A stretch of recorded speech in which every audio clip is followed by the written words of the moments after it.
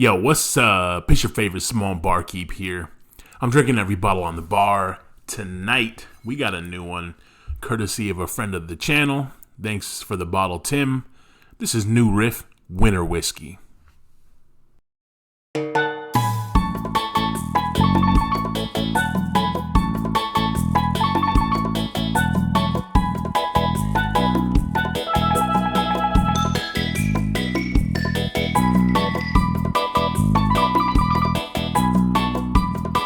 Hey, thanks for coming back to the channel. I'm Tolly, your favorite Samoan Barkeep. I'm still drinking every bottle on the bar. Tonight, this might be the first time I've ever reviewed a new Riff on the channel. I mean, don't get me wrong, I had so many reviews, but I don't recall having a new Riff on the bar. So we got the new Riff Winter Whiskey. This is a 2025 batch. So before we dive into the bottle details on this bottle, make sure you hit that like button, hit that subscribe button. You know how much it helps the channel. Hit me in the comments. Let me know what you think of New Riff. Anything that you love from that distillery that I needed to try. This is definitely one of the distilleries that I don't have a lot of experience with. So if they got a banger that I need to get on the bar, hit me in the comments. Let me know. But anyways, let's dive into this one. This is the New Riff Winter Whiskey. This is the 2025 batch. This is coming in at 100 proof. It's described as a Kentucky straight bourbon whiskey made with malted oat and chocolate malt, bottled in bond. And then the mash bill they have on the back here is 65% corn, 20% malted oats, 7% pale ale malt, 5% steel cut raw oats, 3% chocolate malt. And it's aged at least 4 years, obviously because it's bottled in bond. So, there you go. Alright, so it looks like the MSRP on this bad boy is about $60. So,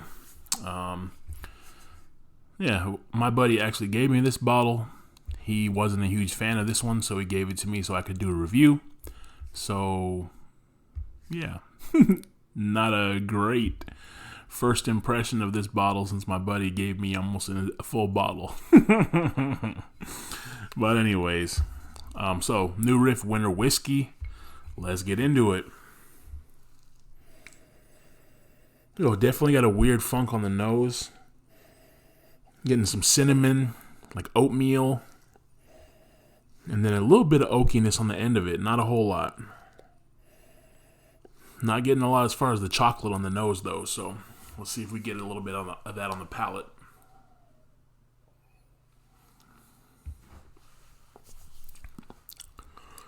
Ooh. Yeah, so that funk definitely comes through on the palate also. Wow. So, I used to have a cupcake company with my significant other. So the first thing that comes to mind on that one is like the unsweetened cocoa powder. That's what I get. So I definitely get the chocolate, but it's coming in the form of a unsweetened cocoa powder, which if you tried that, it's not that tasty by itself.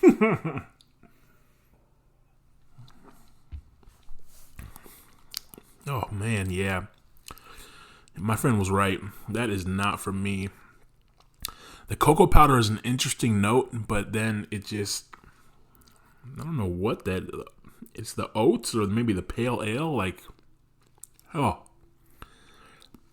It's got a real off-profile flavor at the end of the palate that just kind of ruins it for me.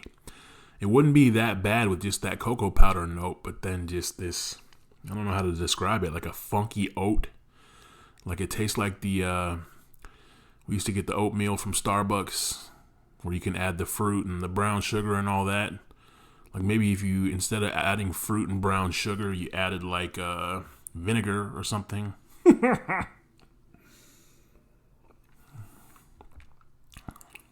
Yeah. Whew, that's not for me. So, anyways, I love the cocoa powder note actually, even though it doesn't sound super appetizing. Unsweetened cocoa powder, it's actually a nice little flavor, but then something at the end of the palate there at the finish is just not what I like. So if you're thinking about grabbing this one, then I'm gonna tell you, I'd go ahead and pass on that one unless you really like that funky, style of whiskey. If you do happen to want to give this a try, hit me up. I'll send you a sample. Because I don't know what I'm going to do with the rest of this bottle, because I'm not drinking that anymore probably. So that'll be one that, bring it out for the bottle shares. You win some, you lose some. This one's not for me. So go ahead and give that one a skip. On to the next. As always, thanks for watching. Have a good one. Cheers.